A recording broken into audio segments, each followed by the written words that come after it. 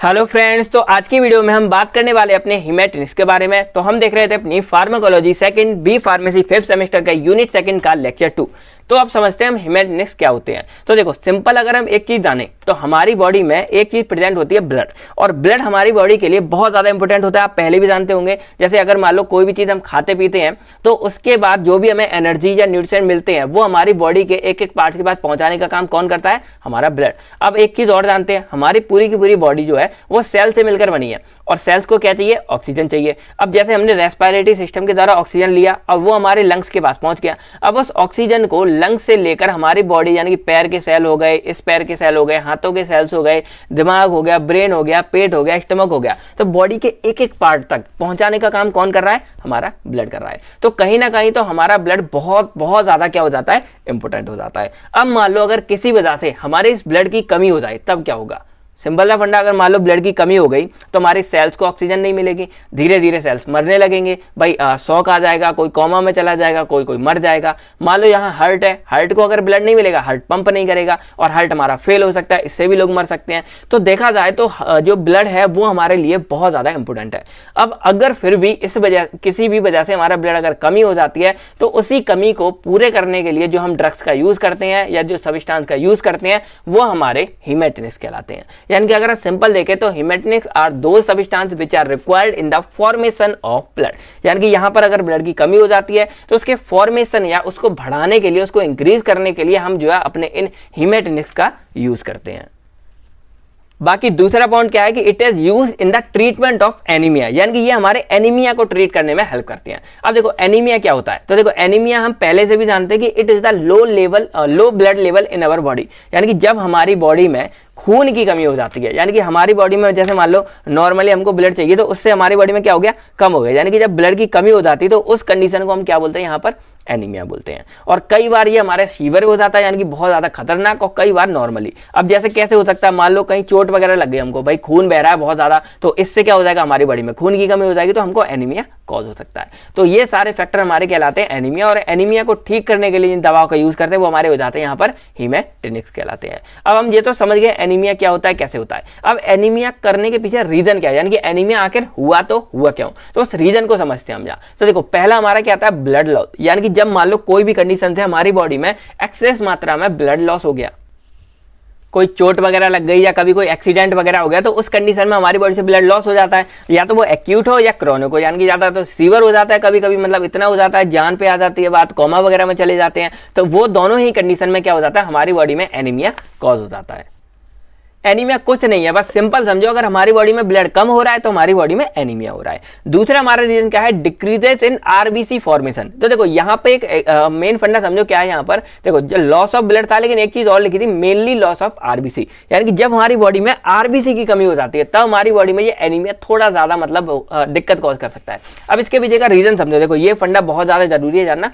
देखो हमारे पास होता है ब्लड, और ब्लड के अंदर हमारा क्या प्रेजेंट होता है? आरबीसी। आरबीसी यानी कि रेड ब्लड सेल। देखो वैसे बहुत होती है, हमारी डब्ल्यूबीसी होती है, प्लेटलेट्स होती हैं, प्लाज्मा होता है, ये आप पढ़ चुके होंगे कंपोजिशन ऑफ ब्लड में। लेकिन हमारे में क्या प्रेजेंट होता है? आरबीसी।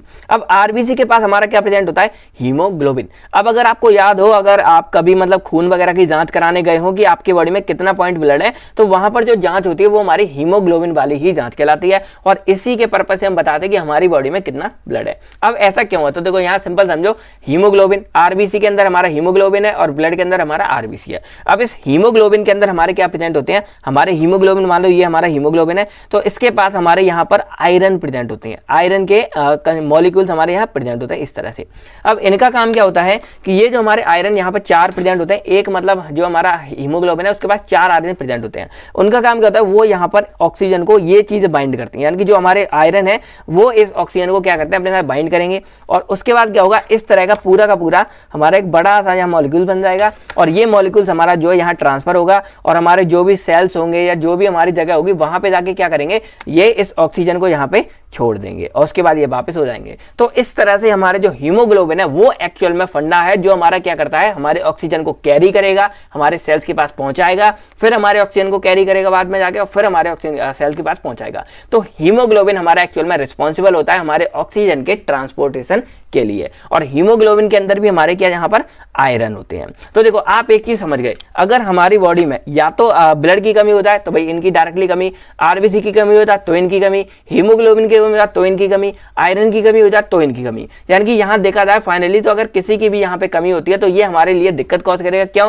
क्योंकि इन सबसे हमारा क्या हो जाएगा, डायरेक्टली ऑक्सीजन की कमी हो जाएगी। और अगर ऑक्सीजन की कमी होगी तो आपको पता क्या होगा, सेल डेथ कर सकते हैं, नेक्रोसिस, अपोप्टोसिस और कोमा वगैरह में या मर भी सकते हैं। तो ये इतने सारे नुकसान होते हैं। तो यहाँ पर हमारा मेन यहाँ पर क्या हो रहा है, अगर डिक्रीज हो जाए आरबीसी फॉर्मेशन, यानी कि जो हमारे आरबीसी ये चीज है, अगर ये आरबीसी हमारे बनना बंद हो जाए या कम बनने लगे या निकल जाए बॉडी से खून ज्यादा, तो हमारी बॉडी में एनीमिया कॉज हो सकता है। ठीक है, अब आरबीसी की कमी क्यों हो रही है, तो इसके पीछे मेन क्या है, deficiency of essential factor such as vitamin बी12, फॉलिक एसिड और फॉलेट या फिर हमारा आयरन। यानी कि जो हमारा आरबीसी फॉर्मेशन है इसमें हमारी तीन चीजें काम कर रही थी। पहला हमारे यहाँ पर है आयरन, फिर हमारे यहाँ पर है विटामिन बी12 और देन हमारा आता है फॉलिक एसिड। अब अगर यहाँ पर किसी भी वजह से इन तीनों में से किसी भी चीज की कमी होगी तो हमारे यहाँ पर आरबीसी फॉर्मेशन में कमी होगी, और अगर आरबीसी फॉर्मेशन में कमी होगी तो हमारा यहाँ पर एनीमिया कॉज करेगा। तो यहाँ पर आप समझ गए कि हमारा फंडा क्या है यहाँ पर कुल मिला के फाइनली कि हमारा आयरन, विटामिन बी12 और फॉलिक एसिड, ये तीन चीजों की अगर कमी होती है तो हमारी बॉडी में एनीमिया कॉज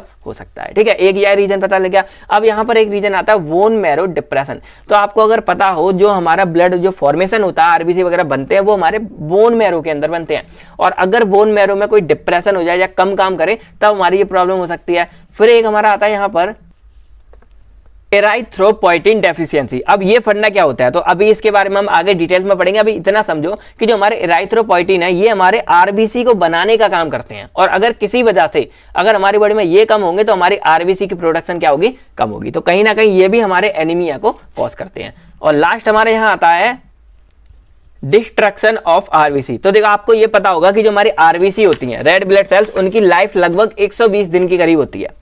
120 दिन तक ये चलती हैं, उसके बाद ये हमारे मर के नई हमारी बनने लगती हैं। तो फॉर्मेशन डिस्ट्रक्शन दोनों का काम होता रहता है। अब अगर मान लो किसी वजह से जो हमारा ये डिस्ट्रक्शन है ये हमारा अगर बढ़ जाए, यानी कि आरबीसी जो हमारी बन रही थी बनने वाले से ज्यादा हमारी मरने लग जाए आरबीसी, तो कहीं ना कहीं हमारी बॉडी में आरबीसी की कमी हो जाएगी, और आरबीसी की कमी का मतलब क्या है, एनीमिया हो जाएगा। तो इस चक्कर में ये सारे रीजन है जिसकी वजह से हमारी बॉडी में एनीमिया देखा जा सकता है। तो अब हमको यहां पर एक चीज पता चल गई, क्या पता लगा कि यहां पर तीन चीजें हैं, आयरन, विटामिन बी12 और फॉलिक एसिड, जो हमारे आरबीसी को बनाने का काम करते हैं। तभी तो भाई इनकी यहां डेफिशिएंसी हुई, तभी तो हमको ये हुआ। तो अगर हम इन तीनों का यूज करें तो हम अपनी बॉडी में आरबीसी को बना सकते हैं, और अगर आरबीसी बनेगा तो हमारी बॉडी में एनीमिया का क्या होगा, खात्मा होगा। तो बस उन्हीं का यूज करके जो हमारे ये ह्यूमैनिटेक्स है ये हमारे बनाए गए हैं। यानी कि यहाँ पर तीन तरह के हमारे ड्रग्स आते हैं, एक हमारे होते हैं आयरन, दूसरे हमारे होते हैं विटामिन बी12 और तीसरे हमारे होते हैं फॉलिक एसिड। और ये तीनों ही हमारे जो है हिमेटिनिक्स ड्रग की तरह काम करते हैं, और ये हमारी बॉडी में दिए जाते हैं, आपको मिल भी जाएंगे मार्केट वगैरह में, हमारी बॉडी में ब्लड को बढ़ाने के लिए। ठीक है, तो इस तरह से हमारे तीन हो गए। अब हम एक एक करके तीनों को समझते हैं और इनके एब्जॉर्प्शन, मेटाबॉलिज्म, ये सारी चीजें भी समझेंगे जो हमारी थोड़ी सी इंपॉर्टेंट है। तो पहला हमारे यहाँ पर क्या आता है, यहाँ पर आयरन आता है। तो देखो सिंपल आप दो चार बातें समझते जाओ, बाकी इसका मेन हम फंडा समझ लेंगे। तो देखो आयरन क्या है, हमारी बॉडी के लिए एसेंशियल बॉडी कंस्टिट्यूट है, और ये हमारी मतलब भाई इंपॉर्टेंट तो है, क्यों है, क्योंकि हमारे आरबीसी की फॉर्मेशन कर रहा है, तो ये आप जानते हैं। उसके बाद देखा जाए तो ये हमारी बॉडी में लगभग 2.5 से 5 ग्राम तक प्रेजेंट होता है हमारी पूरी बॉडी में। ठीक है, तो इतना ज्यादा नहीं, मतलब उस हिसाब से देखा जाए ब्लड के हिसाब से तो बहुत हो गया ये हमारा। फिर देखा जाए यहाँ पर तो ये हमारा किसके लिए होता है, हीमोग्लोबिन के प्रोडक्शन के लिए। अब वो मैंने आपको यहाँ बता दिया, क्यों, क्योंकि हीमोग्लोबिन में क्या चाहिए, 4 हमारे यहाँ पर आयरन ग्रुप प्रेजेंट होते हैं, और ये आयरन क्या करते हैं, ऑक्सीजन को कंटेन करते हैं। तो इसलिए हीमोग्लोबिन की प्रोडक्शन के लिए हमको क्या चाहिए होते हैं, इन आयरन की जरूरत होती है। और ये चीज वही है जो मैंने यहाँ पे आपको बताई थी कि हमारे 4 आयरन एक हीम के पास प्रेजेंट होती है, वो वाला ये हमारा सेम फंडा है। अब बात की जाए तो हमारी बॉडी में डिस्ट्रीब्यूशन कैसे होता है आयरन का, यानी कि आयरन हमारी बॉडी में प्रेजेंट कैसे होता है। तो देखो सबसे इंपॉर्टेंट मैंने आपको बताया हीमोग्लोबिन, हीमोग्लोबिन पे 4 हमारे आयरन प्रेजेंट होते हैं, यहाँ पर लगभग 62%। ये आपको कभी कई जगह मतलब वेरी कर सकते हैं, कहीं पे थोड़ा थोड़ा अलग मिलेगा। तो ये मैंने अकॉर्डिंग टू केडी त्रिपाठी जो अभी लेटेस्ट एडिशन है उसके अकॉर्डिंग यहाँ पे लिखा है, उसका ये पूरे नोट्स का रेफरेंस भी केडी त्रिपाठी है, तो आप वहां से जाए चेकआउट कर सकते हैं। तो हीमोग्लोबिन में करीब हमारा 62% आयरन प्रेजेंट होता है। उसके बाद आयरन हमारा स्टोर भी होता है हमारी बॉडी में, जो हमारा आगे काम आता है। तो तो स्टोर ये हमारा फेरिटिन और हीमोसाइड्रिन नाम से, मतलब इन दोनों की फॉर्म में ये हमारा क्या होता है, स्टोर होता है, और लगभग 25% हमारा ये स्टोर रहता है। फिर हमारा मायोग्लोबिन यानी कि ये हमारा मसल्स के अंदर भी प्रेजेंट होता है ये हमारा आयरन, और लगभग 7% ये हमारा वहां प्रेजेंट होता है। फिर हमारे ये एंजाइम्स के अंदर भी कुछ हमारा प्रेजेंट होता है, एंजाइम्स की फॉर्म में, जैसे हमारा साइटोक्रोम्स वगैरह, तो ये हमारा लगभग 6% होता है। तो इस तरह से ये हमारा कुछ डिस्ट्रीब्यूट होता है हमारी पूरी की पूरी बॉडी में। उसके बाद बात करें तो जो हमारा ये आयरन स्टोर होता है, जो मैंने यहाँ आपको बताया ये स्टोर कैसे होता है, तो देखो यहाँ पर आयरन जो हमारा प्रेजेंट है वो हमारा फेरिक फॉर्म में प्रेजेंट होता है, यानी कि Fe3+। अब अगर यहाँ पर Fe2+ होता है तो हमारा फेरस फॉर्म हो जाता है, ये हमारा क्या है, फेरिक फॉर्म है। तो ये फेरिक फॉर्म के साथ क्या होता है, एपोफेरिटिन, ये उसका मतलब एक प्रोटीन है, इसके साथ क्या करेगा, बाइंड करेगा और हमारी बॉडी में क्या बनाता है, फेरिटिन बनाता है। और फेरिटिन हमारे बहुत ज्यादा जब इकट्ठे हो जाते हैं तो हमारी बॉडी में क्या बनाते हैं, हीमोसिडेरिन बनाते हैं, और इन्हीं दोनों की फॉर्म में हमारा आयरन जो है वो स्टोर रहता है हमारी बॉडी के अंदर। तो बस कैसे बनाता है ये आपने जान लिया, Fe3+ एपोफेरिटिन के साथ क्या करेंगे, ये कंबाइंड होंगे और हमारे फेरिटिन बनाते हैं, और जब बहुत सारे फेरिटिन हो जाते हैं तो हमारी बॉडी में क्या बनाते हैं, हीमोसिडेरिन, और ये दोनों की दोनों हमारी क्या है, स्टोर्ड कंडीशन है, यानी कि यहाँ पर हमारा जो आयरन है वो हमारा सेफ है। जैसे हम लोग घर में नहीं रख लेते, हमने आटा भर के रख लिया, चीनी या फिर चावल वगैरह भर के रख लिए, तो उसी तरह ही हमारा आयरन जो है वो इनकी फॉर्म में स्टोर होकर हमारी बॉडी में रख जाता है, जो हमारी बॉडी में आगे काम आता है। बाकी ये कुछ बातें हैं, जैसे 100 अगर कोई ml ब्लड होगा हमारा 100 ml, तो उसमें लगभग हमारा जो है 15 ग्राम हीमोग्लोबिन प्रेजेंट होता है, और उसके अंदर लगभग हमारा जो है 50 मिलीग्राम हमारा जो है आयरन वहां पे प्रेजेंट होगा। तो ये कुछ बातें आप यहाँ पर स्टडी कर लेना, आपके लिए काफी ज्यादा हेल्पफुल रहती हैं, और कभी जीपेट वगैरह में छोटे मोटे एग्जाम में हमारी आ जाती है। ठीक है, चलिए बाकी बात करें तो हीमोग्लोबिन का अगर हमको एक भी लेवल बनाना है 1 ग्राम, तो लगभग हमको जो है 200 मिलीग्राम आयरन की जरूरत होती है। ये सिंपल वही फंडा वही यहाँ पर आप इसके अकॉर्डिंग कैलकुलेट कर सकते हैं।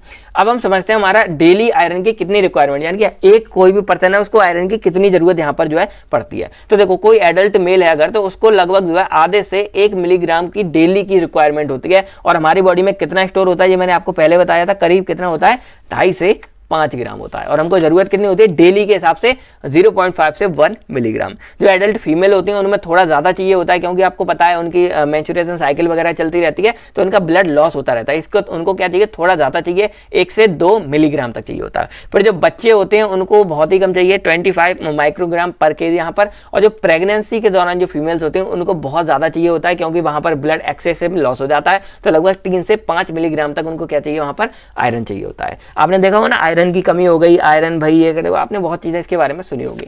अब हम समझते हैं कि आयरन हमको कौन कौन से खाने वगैरह से मिलता है, यानी कि हम सोर्स देखते हैं यहाँ। तो देखो रिच सोर्स हमारे क्या, जैसे लीवर हो गया, एग फॉल्क हो गया। लीवर अपना लीवर नहीं, जैसे कि मान लो आप खाते हैं मीट वगैरह लोग खाते हैं ना, तो उसमें जो लीवर होता है तो उस लीवर में बहुत ज्यादा मात्रा में आयरन हमारा प्रेजेंट होता है। फिर जो अंडे होते हैं, अंडे का जो पीला वाला पार्ट है उन सब में, मतलब अंडे पूरे अंडे में हमारा रिच ये होता है, आयरन प्रेजेंट होता है। कुछ ड्राई फ्रूट्स हो गए, जैसे हमारे बादाम हो गए, हमारे काजू वगैरह हो गए, तो इनमें हमारा आयरन बहुत प्रेजेंट होता है। फिर हमारे कुछ मीडियम जैसे मीट, चिकन, फिश, बनाना, ये सब आप जानते हैं। फिर पूरा थोड़ा सा कम, मतलब जैसे हमारा मिल्क हो गया, मिल्क के कुछ प्रोडक्ट हो गए, हमारी कुछ सब्जियां वगैरह हो गई, तो उनमें ये चीजें हमारी प्रेजेंट होती हैं। तो यहां तक आप समझ गए। अब हमारे लिए एक इंपॉर्टेंट टॉपिक क्या आता है, आयरन की एब्जॉर्प्शन। तो देखो सिंपल हम इतना कुछ जान गए कि आयरन हमारी बॉडी में डाइटरी सोर्स के द्वारा मिलता है, ऐसे मिलेगा, और क्यों जरूरी है ये आप समझ गए, कितना बटा होता है, कैसे, सारे फंडे आप समझ गए। अब हमको समझना है कि हमारी बॉडी के अंदर ये आयरन आता कैसे है और अपना काम कैसे करता है। तो देखो यहां पर आप देखो, ये पूरा चार्ट मैंने बनाया आपको समझाने के लिए, और इसी से आपको सारी कहानी जो है समझ आ जाएगी। तो देखो नॉर्मली हम जानते हैं कि हमारा आयरन जो हम यहाँ से खाएंगे, भाई खाने के द्वारा आएगा, तो पेट में आएगा पहले, तो ये पेट में एब्जॉर्ब नहीं होता, पेट के नीचे आएगा, और हमारा जो इंटेस्टाइन है, इस पूरी की पूरी इंटेस्टाइन में ये एब्जॉर्ब होता है। और मोस्टली जो इंटेस्टाइन का ऊपर वाला पार्ट है, जिसको हम यहाँ पर ड्यूडेनम बोलते हैं, थोड़ा सा नीचे जेजुनम वगैरह है, तो ड्यूडेनम से ये हमारा क्या है, ज्यादातर हमारा क्या होता है, एब्जॉर्ब होता है। तो अब हम समझते हैं हमारा एब्जॉर्ब कैसे होता है। तो इसके लिए आप पहले ये समझो कि कहां से हमारा आयरन आया और किधर को उसको जाना है। तो देखो सिंपल आप ऐसे समझो, मान लो इतना हमने यहाँ हिस्सा उठा लिया, ये हमारा इंटेस्टाइन है। अब हमने खाना खाया, भाई पेट से हमारा होता हुआ इंटेस्टाइन के अंदर आ गया। अब उसको पहले क्या करना है, इस इंटेस्टाइन से इस वाले ब्लड में पहुंचना है। अब इसको यहाँ से पहुंचने के लिए ये जो हमारा सेल है, इसको हम क्या बोलेंगे, यहाँ पर जो हमारी लास्ट लेयर होती है एंडोथेलियल वाली, इसको क्या करना है, इसको क्रॉस करना है। तो यहाँ पर हम इसको क्या बोलेंगे, इंटेस्टाइनल म्यूकोजल सेल बोलेंगे, क्योंकि ये म्यूकोसा वगैरह वाला है, तो इंटेस्टाइन का, तो यहाँ पर हम क्या बोलेंगे, इसको इंटेस्टाइनल म्यूकोसा सेल। तो यहां पर जो हमारा ये आयरन होगा, उसको इसको क्रॉस करके कहां पे पहुंचना है, ब्लड के अंदर पहुंचना है। तो यहां पर इस तरह मैंने दिखा दिया, ये अंदर वाला पार्ट ल्यूमन हो गया, ये हमारा सेल हो गया, और ये हमारा ब्लड हो गया। तो अब इसको हम यहां थोड़े बड़े फॉर्म में समझते हैं, मैं थोड़ा इसको छोटा करता हूं पहले। तो इसको ऐसे समझो कि देखो ये हम खा रहे हैं डाइटरी सोर्स, और ये जो सेल है ये हमारा क्या है, ये हमारा म्यूकोजल सेल है, जो मैंने यहाँ पे आपको बताया कि पहले वो इसको क्रॉस करेगा, तो ये जो म्यूकोजल सेल है वो हमारी क्या है, ये चीज है। और इसके बाद हमारी यहाँ पर क्या आ जाता है, ये ब्लड आ जाता है, और ये ब्लड के अंदर का ही हमारा क्या है, एक आरबीसी सेल है, यानी कि हमारा यहाँ पर देखेंगे कि हमारा जो ब्लड है वो बनता कैसे है, ठीक है, आयरन की मदद से कैसे बनेगा, तो उसको हम यहाँ पर चेकआउट करेंगे। तो अब हम समझते हैं एक एक करके कैसे क्या कहानी हो रही थी। तो देखो सबसे पहले क्या होता है कि डाइटरी सोर्स जो हम खाना खाते हैं उसकी जगह हमें दो तरह से या तीन तरह से हमको क्या मिलता है, यहाँ पर आयरन मिलता है। पहला हमारा होता है एक हीम फॉर्म में, तो ये हीम फॉर्म होता है, इसको कोई दिक्कत नहीं मिलता, डायरेक्टली हमको हीम फॉर्म में मिल जाता है। हीम का मतलब वैसे आयरन या प्रोटीनियस फॉर्म आप यहाँ मान सकते हैं। सेकंड हमारा यहाँ पर मिलता है Fe3 पॉजिटिव की फॉर्म में, और इसको हम क्या बोलते हैं, इसको हम बोलते हैं फेरिक फॉर्म, और यही फेरिक फॉर्म हमको जो है चाहिए होती है। फिर हमारे यहाँ पर होता है हमको होता है फेरस फॉर्म में, यानी कि Fe2 पॉजिटिव। अब यहाँ पर क्या होता है, देखो हीम वाला जो हमें मिला वो हमारे इस म्यूकोजल सेल में हमारे HCP1 ट्रांसपोर्टर के द्वारा डायरेक्टली जो है अंदर चला जाता है, यानी कि जो हमारा हीम वाला है इसको कोई भी प्रॉब्लम नहीं हुई। सेकंड हमारे यहाँ पर आता है Fe3 पॉजिटिव, तो जो हमारा Fe3 पॉजिटिव यानी कि जो हमारा ये फेरिक फॉर्म है ये हमारी यहाँ पर इनसॉल्युबल होती है, यानी कि ये हमारा डायरेक्टली क्या होगा, एब्जॉर्ब नहीं होगा। तो इसलिए क्या होता है कि हमारे जो इंटेस्टाइन वगैरह आपको पता होगा, ये भाई पेट वगैरह यहाँ पर, तो कुछ एसिड वाला पार्ट भी प्रेजेंट होता है, कुछ हमारे रिड्यूसिंग एजेंट्स वगैरह अंदर प्रेजेंट होते हैं, तो उनकी मदद से क्या होता है कि हमारा जो Fe3 है वो हमारे Fe2 पॉजिटिव में क्या हो जाता है, कन्वर्ट हो जाता है, और कुछ डायरेक्टली हमको जो है Fe2 की पॉजिटिव फॉर्म में मिलता है। तो अब क्या होगा, जो हमारा Fe2 पॉजिटिव है ये हमारे से DMT यानी कि डाइवैलेंट मेटल ट्रांसपोर्टर, एक हमारा ट्रांसपोर्टर है, इसके थ्रू क्या हो जाता है, ये हमारा Fe क्या हो जाएगा अंदर। देखो इस तरह से हमारी साइकिल चल रही है, यानी कि ये हमारा क्या कर रहा है, इस Fe को यहाँ पर अंदर भेज रहा है। अब यहाँ पर हुआ क्या, देखो यहाँ पर हमारा इस म्यूकोजल सेल के अंदर हमारा Fe2 पॉजिटिव पहुंच गया। अब यहां से हमारा पहुंचा यहाँ पर हीम, तो अब क्या होगा, जो हमारा ये हीम वाला पार्ट है ये भी हमारा अंदर जाके क्या हो जाएगा, Fe2 पॉजिटिव में कन्वर्ट हो जाएगा, यानी कि यहाँ पर फाइनल प्रोडक्ट हमको क्या बना, यहाँ पर Fe2 पॉजिटिव। अब ये Fe2 क्या होता है, ये हमारा अगेन Fe3 फॉर्म में कन्वर्ट होगा, क्योंकि यही हमको चाहिए। आप इतना याद रखो, चाहिए हमको ये फेरिक फॉर्म में हमको चाहिए, यानी कि Fe3 पॉजिटिव चाहिए, ठीक है, ये आप इतना याद रखो। तो जो Fe2 है ये हमारा अगेन Fe3 में कन्वर्ट होके, और ये हमारा किसके साथ, ये मैंने आपको यहाँ पर बताया था सबसे पहले कि जो हमारा यहाँ पर ये होगा Fe3 होगा, ये हमारा एपोफेरिटिन के साथ मिलकर क्या बनाएगा, फेरिटिन, और ये हमारा स्टोर हो जाता है। तो जो हमारा छोटा मोटा Fe होगा वो हमारा क्या होगा, यहाँ फेरिटिन की फॉर्म में म्यूकोजल सेल में थोड़ा सा स्टोर हो जाता है, और जब हमको जरूरत पड़ती है तो ये हमारा अगेन क्या हो जाता है, Fe2 में फिर से कन्वर्ट हो जाता है। तो इस तरह आप यहाँ पर ये समझ गए होंगे। अब यहाँ पे कहानी समझो, देखो ये आप यहाँ समझ गए। अब Fe2 हमारा जो बना वो हमारे इस Fe1 के थ्रू कहाँ चला जाता है, हमारे ब्लड के अंदर चला जाता है, यानी कि अब वो हमारा यहाँ से आया किसके थ्रू, इसके थ्रू DMT1 के थ्रू, और यहाँ से जाएगा किसके थ्रू, हमारे इस Fp1, और Fp इसका नाम क्या है, फेरोपोर्टिन नाम है। आप नाम वगैरह थोड़े डिफिकल्ट है, याद करने की कोशिश करना, हो जाएंगे एक बार बना के। तो अब ये Fe हमारा इसके थ्रू कहाँ चला जाएगा, हमारे ब्लड प्लाज्मा में चला जाएगा, और वहां जाने के बाद क्या होगा कि अब जो हमारा ये Fe2 पॉजिटिव है ये हमारा तुरंत क्या हो जाता है, Fe3 में कन्वर्ट हो जाता है। रीजन मैंने आपको बता दिया, हमको चाहिए Fe3 पॉजिटिव, Fe2 नहीं चाहिए, क्योंकि ये हमारा थोड़ा सा टॉक्सिक हो जाता है, थोड़ा सा डेंजरस हो जाता है, और ये हमारा थोड़ा सा अच्छा खासा होता है। तो यहां पर क्या होता है, Fe2 पॉजिटिव हमारा Fe3 में क्या हो जाता है, तुरंत कन्वर्ट हो जाता है। अब यहां पर क्या होगा, यहां पर हमारा प्रेजेंट होता है TF, जिसको हम बोलते हैं ट्रांसफेरेंट। तो ये हमारा एक तरह से रिसेप्टर होता है हमारे इस आयरन के लिए। तो हमारे ये Fe3 जो फेरिक फॉर्म का आयरन है वो हमारा इन दोनों के ऊपर क्या हो जाएगा, बाइंड हो जाएगा। अब यहाँ पर क्या होगा, जैसे ही हमारे ये बाइंड हो गया, अब ये हमारा यहाँ हम बोलते हैं इराइथ्रोसाइट प्रीकर्सर, या हम इसको बोल सकते हैं इराइथ्रोपोइटिक सेल बोलते हैं, जो हमारे आरबीसी की फॉर्मेशन में हेल्प करते हैं। इसको देखकर आप कंफ्यूज मत हो, इसका सिंपल फंडा क्या है कि ये हमारे आरबीसी को बनाने में क्या करते हैं, हेल्प करते हैं। तो अब क्या होगा, जैसे ही हमारे ये पहुंचेगा, यहाँ पर इसका एक रिसेप्टर प्रेजेंट होता है, इसको हम बोलते हैं ट्रांसफेरिन रिसेप्टर, ये आपको दिख रहा होगा। तो इस रिसेप्टर के ऊपर जाके क्या होगा, हमारा ये जो ट्रांसफेरिन है ये हमारा इसके ऊपर जाके क्या कर जाएगा, बाइंड कर जाएगा। अब जैसे यहाँ पर ये बाइंड कर जाएगा इस पूरे के पूरे आरबीसी सेल के ऊपर, यहाँ पे होगी इसकी एंडोसाइटोसिस। अब जैसे ही एंडोसाइटोसिस मतलब क्या होता है, ये चीज हमारी अंदर चली जाएगी, और देखो यहाँ पर ये हमारी होगी अंदर। अब अंदर जाने के बाद होगा इसका पूरा का पूरा क्या हो जाएगा, अलग हो जाएगा। अब अलग में क्या होगा, देखो ये आपको दिख रहा होगा, ये हमारा जो इसका रिसेप्टर था ये हमारा यहाँ पे आया बाहर, और अब वापस अपनी जगह पे पहुंच गया। जो हमारा ये ट्रांसफेरेंट था ये हमारा यहाँ से बाहर आएगा, और ये भी वापस यहाँ से घूमते हुए फिर से अपनी जगह पे पहुंच जाएगा। यानी कि ये लगातार नहीं होता, ये एक बार होगा फिर ये वापस आएगा, फिर लेके जाएगा आयरन को, फिर वापस होगा। तो इस तरह ये चीज हमारी काम करती है। अब जो यहाँ से हमारा आयरन छूटा, ये हमारा आयरन यहाँ पे जाएगा, और यहाँ जाने के बाद ये हमारे इस हीमोग्लोबिन के पास जाके मिलके और हमारे आरबीसी यानी कि रेड ब्लड सेल को तैयार करेगा। तो इस तरह ये हमारा पूरा का पूरा फंडा यहाँ पर काम करता है। अब अगर मान लो कभी एक्सेस में होता है तो ये चीज हमारी कहाँ चली जाती है, इसके पास, यानी कि आरई सेल यानी कि रेटिक्यूलो एंडोथेलियल सेल। तो यहाँ पर क्या होगा, यहाँ पर भी अभी हमारा ये पूरा का पूरा फंडा जाएगा और इसके बाद ये आयरन हमारा फेरिटिन की फॉर्म में क्या हो जाता है, स्टोर हो जाता है और यहाँ पर ये हमारा स्टोरेज में रखा रहता है। जब भी हमको कभी जरूरत होती है तो ये चीज हमारे लिए क्या होती है, फिर से हमारी यहाँ से वापस जाएगी और यहाँ पे जाके Fe3 की फॉर्म में जाके फिर से यहाँ निकलेगी और फिर से हमारी यहाँ पर जो है काम करेगी। तो इस तरह ये पूरा का पूरा फंडा हमारा काम करता है। आई होप आप लोग समझ गए होंगे पूरी की पूरी मेटाबॉलिज्म को। थोड़ा सा भी अगर डाउट रह गया हो तो 2-3 मिनट पीछे करो और इसको जो है एक बार फिर से समझ लो, क्योंकि ये एक इंपॉर्टेंट हमारा इसका पार्ट है। तो ये आपने यहाँ देख लिया। इसके बाद यहाँ पर क्या था कि जो भी हमारी ये थी पूरे का पूरा मैंने यहाँ पे इंग्लिश में मतलब पूरा लिख रखा है, आप कैसे करना है आप यहाँ पर जो है पढ़ लेना, स्टोरेज से लेकर एक्सक्रीशन सारा कुछ, ठीक है। चलिए अब हम बात करते हैं प्रिपरेशन, यानी कि अब हमको ये आयरन हमने देख लिया कैसे काम करता है क्या, अब हमको ये दवा लेनी कैसे है। तो आयरन हमारी 2 फॉर्म में चलती है, एक हमारी ओरल आयरन, एक हमारी पेरेंटल आयरन। तो ओरल आयरन को ज्यादा लोग प्रेफर करते हैं क्योंकि इससे साइड इफेक्ट थोड़े से कम होते हैं। अब एग्जाम्पल के लिए हमारे क्या है, जैसे हमारा फेरस सल्फेट हो गया, फिर फेरस ग्लूकोनेट हो गया, फेरस फ्यूमरेट हो गया या फेरस सक्सीनेट हो गया। तो ये कुछ हमारे एग्जाम्पल हैं जो हमारे मार्केट में इसी नाम से ये दवा हमारी प्रेजेंट है, ठीक है। चलिए अब हम कुछ इसके एडवर्स इफेक्ट देते हैं, यानी कि नुकसान क्या है। तो जैसे नोजिया, वोमिटिंग या मेटालिक टेस्ट थोड़ा सा आता है, कॉन्स्टिपेशन वगैरह हो सकते हैं, ये हमारे कुछ नुकसान है अगर हम इसको ओरल फॉर्म में आयरन को लेते हैं तब। अब हमारी दूसरी फॉर्म क्या थी, पेरेंटल आयरन, यानी कि इसका मतलब क्या है कि हम इसको इंजेक्शन के थ्रू अपनी बॉडी में क्या करते हैं, इंजेक्ट करते हैं। अब ये इस इंजेक्शन को या तो आईएम के थ्रू या फिर आईवी, दोनों ही तरह से दिया जा सकता है, लेकिन ये हमारा फर्स्ट लाइन नहीं होता। हम पेरेंटल को हम तब देते हैं जब हमको ज्यादा जरूरत हो, जैसे मान लो जो हमारा ओरल ड्रग है वो हमारा एब्जॉर्ब नहीं हो रहा, तो उस कंडीशन में हम इसको देंगे। या मान लो कभी किसी को क्रॉनिक ब्लीडिंग, यानी कि कोई ज्यादा डेंजरस हो रही है, जब उसका ब्लड वगैरह रुक ही नहीं रहा है और सीवियर कंडीशन में, तब हम जो है यहाँ पर क्या करेंगे, इसको पेरेंटली रूट से दिया जाएगा। और या उस कंडीशन में जब हमारा जो ओरल वाला है वो हमारा टॉलरेट नहीं हो रहा है, यानी कोई भी उसमें ऐसी खराबी या कंडीशन हो गई है जो हम उसको नहीं दे सकते या वो काम वगैरह नहीं कर रहा, तो उस टाइम पर हम क्या करेंगे,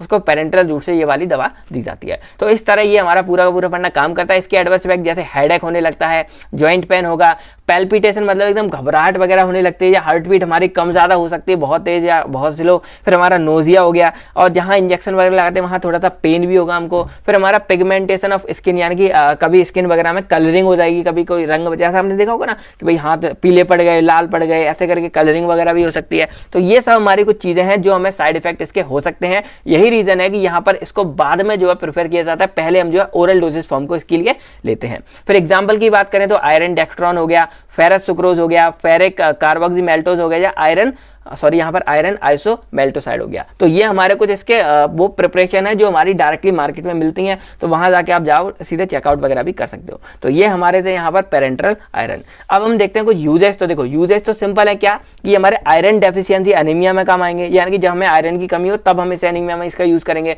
दूसरा, अगर आयरन की रिक्वायरमेंट बढ़ गई है किसी कंडीशन, जैसे मान लो प्रेगनेंसी वगैरह में आप जानते हो कि बहुत ज्यादा ब्लड लॉस होता है, तो हमको आयरन ज्यादा चाहिए, तो उस कंडीशन में हम इसका यूज कर सकते हैं। या मान लो कोई हमारा बंदा है जो ब्लड डोनेट करता है, ब्लड डोनर है ज्यादा, मतलब डोनेट वगैरह करता है, तो उसको इन चीजों की जो है जरूरत पड़ती है। बाकी ये हमारा प्रोफाइलैक्सिस बनी है, यानी कि हमारे एनीमिया को प्रिवेंट करता है और ट्रीट करता है, दोनों ही काम करता है। तो ये था हमारा पूरा का पूरा आयरन के बारे में। अब इसमें एक छोटा सा टॉपिक और आता है, इसका नाम क्या है, एक्यूट आयरन पॉइजनिंग। इसका मतलब क्या होता है कि किसी कंडीशन में अगर हमारी बॉडी में आयरन की पॉइजनिंग हो गई है। अब इसका क्या कि भाई किसी ने खाया और ओवरडोज हो गया, मतलब मान लो उसको ज्यादा आयरन वगैरह मिल गया, तो उस कंडीशन में क्या होगा, उसकी बॉडी में ये थोड़ी सी पॉइजनिंग हो जाती है। और ये ज्यादातर इन्फेंट और चिल्ड्रंस वगैरह में होता है, क्योंकि इनमें ये ज्यादा जो है रिएक्ट कर जाता है। और अगर 1 से 2 ग्राम किसी ने आयरन ले लिया तो ये हमारी बॉडी में लीथल हो जाएगा, यानी कि डेंजरस, और किसी की मौत भी इससे हो सकती है। तो इतना ज्यादा डेंजरस हो जाता है कभी कभी हमारी आयरन पॉइजनिंग। सिम्टम क्या है, अगर कभी ये आयरन वगैरह अंदर जाए तो क्या है, जैसे वॉमिटिंग वगैरह हो जाने लगती है, एब्डोमिनल पेट में, मतलब जो पेट की पूरी कैविटी होती है इसमें पेन होने लगता है, किसी को डायरिया हो जाते हैं, लूज मोशन वगैरह हो जाते हैं, उल्टियां वगैरह आती हैं, ड्रॉजीनेस होते हैं, कभी कभी चक्कर वगैरह आते हैं। ये सारी चीजें छोटी मोटी बातें जो सिम्टम हमारे होते हैं। ट्रीटमेंट की बात करें कैसे इसको ठीक कर सकते हैं, तो पहला हमारा होता है gastric lavage with sodium bicarbonate. तो लेवेज का मतलब होता है जैसे किसी भी चीज को एकदम धो देना, साफ कर देना, उसके सारे अंश वगैरह, जैसे कुल्ला वगैरह सुबह सुबह करते हैं, पूरा मुंह आप कर लोगे तो वो आपकी ओरल कैविटी में लेवेज हो रहा है पूरा सिस्टम। तो वही यहाँ पर होता है कि जो हमारी गैस्ट्रिक लेवेज, यानी कि जो हमारा पेट की पूरी कैविटी है, वहां पर हम इसका क्या करते हैं, सोडियम बाइकार्बोनेट के साथ हम इसको पूरा कराते हैं, जिससे वो आयरन पॉइजनिंग हमारी ठीक होती है। फिर इसके लिए हमारा एंटीडोट भी है, जिसका नाम क्या है, डैश फेरोक्सी अमाइनो है, और ये हमारा क्या करता है, आयरन की एब्जॉर्प्शन को रोकता है। जो अभी आपने एब्जॉर्प्शन पढ़ी थी उसको ये हमारा थोड़ा सा क्या करेगा, रोक देगा। तो इस तरह हमारी ये एक्यूट आयरन पॉइजनिंग में ये चीज हमारी काम करती है। ठीक है, चलिए अब हमारा सेकंड यहाँ फंडा क्या आता है, विटामिन B12। तो जो हमारा विटामिन B12 है इसको हमें साइनोकोबालामिन नाम से भी जानते हैं, और टोटल इसके मार्केट में दो तरह से हमारे बिकते हैं ये दवा। पहली हमारी होती है साइनोकोबालामिन और दूसरी हमारी होती है हाइड्रोक्सोकोबालामिन, और दोनों के दोनों ही इंजेक्शन फॉर्म में आपको जो है देखने को मिलते हैं, और ये मोस्टली हमारे जो है सिंथेसाइज किए जाते हैं हमारे माइक्रो ऑर्गेनिज्म की मदद से। अब अपनी बॉडी में देखा जाए तो लगभग 1 से 3 यूनिट मतलब माइक्रोग्राम तक हमको इसकी रिक्वायरमेंट होती है। बाकी कहाँ से हमें मिलते हैं, तो जैसे लीवर हो गया, किडनी हो गया, सीफिस हो गया, एग फॉक हो गया, मीट, चीज, तो इन चीजों से हमको क्या होती है, इसकी हमें जरूरत पूरी होती है। बाकी बात करें तो ये हमारा नॉर्मली डीएनए सिंथेसिस में जो है काम करते हैं। ठीक है, बाकी डेफिशिएंसी देखा जाए मतलब इसकी आखिर हमारी बॉडी में कमी हो जाती है। तो पहला हमारा होता है डिस्ट्रक्शन ऑफ पैराइटस, इसको मैं आगे आपको समझाऊंगा, अभी आप समझ जाएंगे। दूसरा हमारा है क्रॉनिक गैस्ट्राइटिस। तो जहां पर आइटिस वर्ड आ जाए, आइटिस का मतलब होता है इन्फ्लामेशन, यानी कि अगर हमारी बॉडी का कोई गैस्ट्रिक चीजों में वहां पे इन्फ्लामेशन हो जाती है क्रॉनिक, तो उस कंडीशन में हमें इसकी डेफिशिएंसी हो जाती है। या मान लो प्रेगनेंसी के दौरान डिमांड ज्यादा हो जाती है तो तब इसकी डेफिशिएंसी हो जाती है, और गैस्ट्रिक म्यूकोसल डैमेज हो जाती है अंदर की चीजें हमारी, तो ये चीजें हमारी कहलाती है। तो उस टाइम पर हमको क्या है, विटामिन B12 की जरूरत पड़ती है। जैसे यहाँ पर देखो, ये हमारा स्टमक है, तो अगर यहाँ पर अंदर कोई चीज हमारी डैमेज हो जाएगी तो ब्लड लॉस होगा, अल्सर वगैरह में ज्यादा लॉस होता है, तो उस कंडीशन में हमें इसकी जो है जरूरत पड़ती है। अब हम समझते हैं इसकी फार्मेकोकाइनेटिक प्रॉपर्टी। जो हमने आयरन की समझी थी वही हमको सेम जो है इसकी समझनी है। तो देखो यहाँ पर क्या होता है कि जैसे हम विटामिन B12 यहाँ पर लेंगे अंदर, तो हमारे पेट के पास यहाँ पहुंचता है, उसके बाद इसकी भी जो एब्जॉर्प्शन है वो हमारे इंटेस्टाइन के थ्रू ही होती है। अब यहाँ पर देखो, आपको याद हो तो पैराइटल सेल एक हमारा प्रेजेंट होता है, और इसका काम क्या होता है कि ये हमारी बॉडी में HCl को सिक्रेट करता है, HCl को बनाता है। साथ में इसका एक और काम होता है कि ये हमारे इंट्रिंसिक फैक्टर को यहाँ पे रिलीज करेगा। अब जो हमारे ये इंट्रिंसिक फैक्टर है, ये हमारे में आपको आगे जब कोगुलेंट वाले चैप्टर पढ़ेंगे वहां पे आपको डिटेल्स में मिलेगा। अभी बस आप इतना समझो कि ये हमारे इनको रिलीज करेगा, और इनकी मदद से क्या होगा कि जो हमारा विटामिन B12 है वो हमारा इस इंटेस्टाइन के थ्रू क्या हो जाएगा, एब्जॉर्ब हो जाएगा। यानी कि अब ये हमारा जो है इंटेस्टाइन म्यूकोसल सेल के अंदर पहुंच जाएगा। अब उसके बाद क्या होगा, उसके बाद इसको वही ब्लड के अंदर पहुंचना है, तो ब्लड के अंदर पहुंचने के लिए यहाँ पर हेल्प करता है हमारा ट्रांसकोबालामिन सेकेंड। तो इसकी मदद से क्या हो जाएगा कि अब हमारा जो ये विटामिन B12 है वो हमारे इस ब्लड के अंदर पहुंच जाता है। अब ब्लड के अंदर पहुंचने के बाद ये हमारा एक तो यहाँ पर स्टोर हो जाएगा हमारे लीवर में अप टू 3 साल तक, मतलब ये हमारे यहाँ पे स्टोर रहता है। दूसरा क्या होगा कि ये हमारा पहुंचेगा यहाँ पर इराइथ्रोसाइट सेल में या फिर इराइथ्रोपोइटिक सेल। अगर आपको याद हो तो जो हमने आयरन वाले में पढ़ा था, सेम हमारा ये पूरा सेल है जो हमारा क्या करता है, आरबीसी वगैरह को बनाने में काम करता है और बाकी और भी चीजों को बनाने में हेल्प करता है। तो यहाँ पर क्या होगा कि यहाँ पर जो हमारा ये विटामिन B12 है ये हमारे इस मिथाइल THF यानी कि मिथाइल टेट्राहाइड्रोफोलिक एसिड को टेट्राहाइड्रोफोलिक एसिड में कन्वर्ट करेगा। यानी कि यहाँ पर मिथाइल हमारा क्या हो जाएगा, हट जाएगा। और जब हमारा ये टेट्राहाइड्रोफोलिक एसिड बन जाता है तो उसके बाद ये हमारा क्या करेगा, DNA की सिंथेसिस में हेल्प करेगा। बाकी विटामिन B12 आपको याद हो तो ये हमारा क्या है, एक एसेंशियल कंपोनेंट है हमारे आरबीसी की फॉर्मेशन के लिए, तो ये हमारा फर्दर आरबीसी की फॉर्मेशन में भी हेल्प करता है। तो इस तरह ये पूरा का पूरा फंडा हमारा जो है विटामिन B12 का काम करता है। उसके बाद देखा जाए तो देखो ये आप समझ गए। उसके बाद जो इसकी एक्सक्रीशन वगैरह होती है ये हमारी वाइल एसिड के थ्रू होती है, यानी कि फीसिस की तरह ये हमारा जो है बॉडी से बाहर निकल जाता है।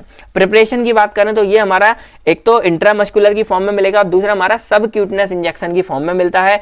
जैसे हमारा एग्जाम्पल साइनोकोबालामिन हो गया और यहाँ पर हाइड्रोक्सोकोबालामिन हो गया। बाकी यहाँ पर मैंने आपको ये बताया, उसी टाइम मैंने ये भी बताया था कि डिस्ट्रक्शन ऑफ पैराइटल सेल, यानी कि यहाँ पर क्या है कि जैसे मान लो किसी वजह से हमारे जो इंट्रिंसिक फैक्टर हैं ये हमारे अगर ना मिले तो उस कंडीशन में क्या होगा, विटामिन B12 की एब्जॉर्प्शन हमारी खत्म हो जाती है। तो वही हमारे यहाँ पर मेन रीजन पहला था कि अगर डेफिशिएंसी हमें हो रही है, इसका कहीं ना कहीं मतलब है कि अगर हमारे इंट्रिंसिक फैक्टर क्या हो जाए, खत्म हो जाए।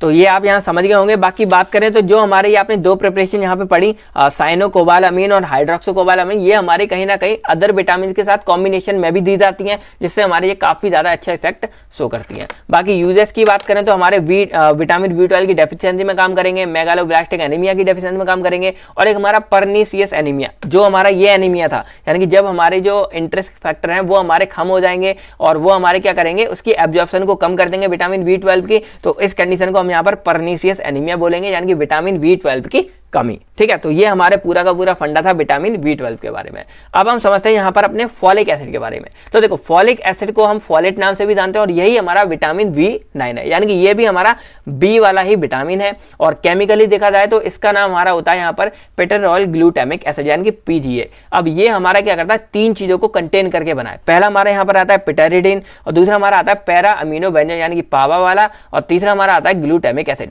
और इन तीनों के द्वारा मिलकर क्या बना हमारा पेटेनॉयल ग्लूटामिक एसिड बना है, और इसी को हम जो है फॉलिक एसिड नाम से भी जानते हैं। ठीक है, चलिए अब हम डाइटरी सोर्स की बात करते हैं। तो हमें ये कैसे मिलता है, तो देखो लीवर में मिलता है, ग्रीन वेजिटेबल्स वगैरह में, एग अंडे वगैरह में, मीट में, ईस्ट वगैरह में, तो इन सब चीजों में हमको जो है ये फॉलिक एसिड मिलता है। फिर डेली रिक्वायरमेंट की बात करें यानी कि एक दिन में हमें कितना चाहिए, तो लगभग हमको 0.2 mg चाहिए हमें पर डे के हिसाब से। उसके बाद बात करें तो ये हमारा खाने में पॉलीग्लूटामेट्स के फॉर्म में जो है प्रेजेंट होता है, यानी कि ये डायरेक्टली हमारा उसमें नहीं होता, ये हमारे इस वाली फॉर्म में ये हमारा प्रेजेंट होता है। उसके बाद एब्जॉर्प्शन की बात करें तो जो हमारा ड्यूडेनम और जेजेनम वाला पार्ट है, यानी कि जो हमारा इंटेस्टाइन के नीचे का पार्ट है और इंटेस्टाइन के ऊपर वाला पार्ट, तो वहां पर ये हमारा जो है उनके थ्रू एब्जॉर्ब होता है। ठीक है, चलिए बाकी बात करें फंक्शन में, तो ये जो फॉलिक एसिड है ये हमारा डायरेक्टली जो अपना काम नहीं करता। पहले ये फॉलिक एसिड हमारा डाईहाइड्रोफॉलिक एसिड में कन्वर्ट होगा, यानी कि फॉलेट रिडक्टेज की मदद से, और जब ये इसमें कन्वर्ट हो जाएगा देन ये हमारा फिर से रिडक्टेज की मदद से किसे बनेगा, टेट्राहाइड्रोफॉलिक एसिड। और अगर आपको याद हो तो टेट्राहाइड्रोफॉलिक हमारा डीएनए की सिंथेसिस में क्या करता है, काम करता है। तो वही सेम फंडा हमारा यहां भी करेगा, बाकी ये हमारे आरबीसी फॉर्मेशन में भी हेल्प करेगा। उसके बाद बात करें डेफिशिएंसी की, यानी कि किस वजह से हमारी कमी हो सकती है, तो पहला हमारा है डाइटरी इंटेक, यानी कि जो हम खाना पीना खाते हैं उसकी में अगर कोई कमी हो जाए तब। फिर हमारा मेला एब्जॉर्प्शन, यानी कि अगर हमारी जो एब्जॉर्प्शन हो रही थी वो हमारी अगर कम हो जाती है तो ये कंडीशन हमारी मेला एब्जॉर्प्शन कहलाती है। फिर अगर मान लो डिमांड हमारी इंक्रीज हो गई, जैसे मान लो प्रेगनेंसी के टाइम पे या ज्यादा ब्लड लॉस हो गया, एक्सीडेंट के टाइम पर एक्सेसिव मतलब डिमांड बढ़ गई, तो उस टाइम पे हमारी ये डेफिशिएंसी हो सकती है। देन हमारा वेट लॉस हो गया, ज्यादा वजन कमेगा तो भी बॉडी के फ्लूइड्स वगैरह भी कम होंगे। फिर हमारा कभी कभी बात ये ड्रग के द्वारा भी इंड्यूस हो जाता है, यानी कि कोई एक ड्रग पर्टिकुलर लिया और उसने फर्दर क्या कर दिया यहाँ पर जो हमारा इसको इंड्यूस कर दिया डेफिशिएंसी को, जैसे हमारे फिनाइटोइन हो गया या फिनोबार्बिटोन वगैरह हो गया, ये सब चीजें। फिर प्रिपरेशन की बात करें तो ये हमारे 2 फॉर्म में हमको मिलेगा। पहले हमें फॉलिक एसिड के नाम से डायरेक्टली हमें मार्केट में मिलेगी, देन हमको फॉलिनिक एसिड नाम से भी हमको कई जगह देखने को मिलती है। यूजेस की बात करें तो हमारा मेगालोब्लास्टिक एनीमिया को ट्रीट करेगा, यानी कि हमारे जो विटामिन की कमी की वजह से होता है उसको ठीक करेगा। फिर फॉलिक एसिड की अगर डायरेक्टली डेफिशिएंसी हो जाती है उसमें हम इसका यूज करेंगे। बाकी प्रेगनेंसी के टाइम पे या लैक्टेशन के टाइम पे, या कोई बच्चा जब छोटा होता है उसको लैक्टेशन मिल्क वगैरह देना पड़ता है, पिलाना पड़ता है, तो उस टाइम पर हम जो है इस वाले ड्रग का यूज कर सकते हैं, जिससे क्या होगा ये हमारे बॉडी में रेड ब्लड सेल्स को बढ़ाएगा। ठीक है, ये हमारा सिंपल फंडा हो गया।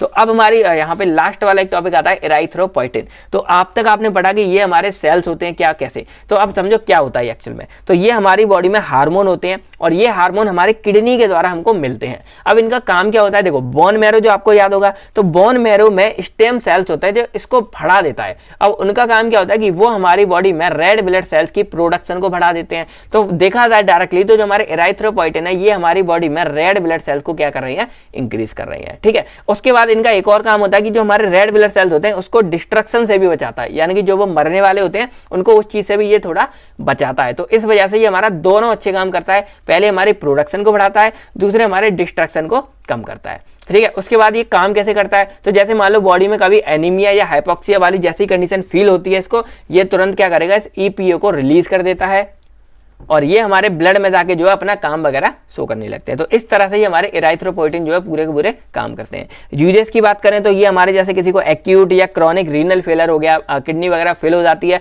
कोई एनेमिक यानी कि ब्लड की कमी की वजह से अगर कोई होता है तो इसको रिलीज करते हैं। फिर हमारी एक आती है जीडोब्यूटिन थेरेपी इन एड्स पेशेंट। तो अब आप लोगों के लिए क्वेश्चन है कि आपको ये जो जीडोब्यूटिन थेरेपी है ये एक्चुअल में क्या है, इसको कमेंट्स में लिख के बताना है और सारे लोग ट्राई करना, क्योंकि आप एक बार इसको मतलब सर्च करेंगे, देखेंगे, आपकी दिमाग की एक्सरसाइज होगी और थोड़ा बहुत आप सीखेंगे भी। ठीक है, चलिए बाकी ये कैंसर की केमोथेरेपी यानी कि जो कैंसर वगैरह के लिए दवाइयां वगैरह होती हैं उसमें भी इसका यूज होता है। बाकी एडवर्स इफेक्ट कुछ देखें तो जैसे अगर इसको लेते हैं तो जो हीमेटोक्रिट नाम की ये चीज कर सकती है। अब ये भी क्या है, इसको भी आपको जो है कमेंट्स में नीचे लिखकर बताना है। 2 आपके लिए क्वेश्चन है, जीडोब्यूटिन थेरेपी और यहाँ पर हीमेटोक्रिट। बाकी ये हमारे ब्लड की विस्कोसिटी वगैरह को बढ़ाता है, हाइपरटेंशन के एपिसोड यानी कि बीपी वगैरह आ सकते हैं और यहाँ पर हमको हाइपरटेंशन की प्रॉब्लम आ सकती है, बीपी इंक्रीज होता है, ये सारी प्रॉब्लम हो सकती हैं एडवर्स इफेक्ट में। तो आई होप आप लोग ये पूरा फंडा समझ गए होंगे क्या होते हैं हमारे हिमेटिनिक्स, कैसे काम करते हैं। और बाकी इसमें जो आयरन एब्जॉर्प्शन वाला पार्ट था वो थोड़ा इंपॉर्टेंट है, तो इसको आप एक दो बार जो है देख लेना कैसे काम करते हैं। बाकी सारी इन्फॉर्मेशन को आप एक बार सही से देखिए और आपको सारा कुछ जो है इजीली समझ आ जाएगा। तो आई होप आप लोगों को आज की वीडियो समझ आ गई होगी। तो वीडियो कैसी लगी कमेंट करके हमें जरूर बताइएगा। बाकी मिलते हैं आपसे बहुत जल्द नेक्स्ट वीडियो में, तब तक के लिए friend thank you, take care एंड आप सभी लोग अपना और अपनी फैमिली का ख्याल रखिएगा। बाय बाय दोस्तों, जय हिंद।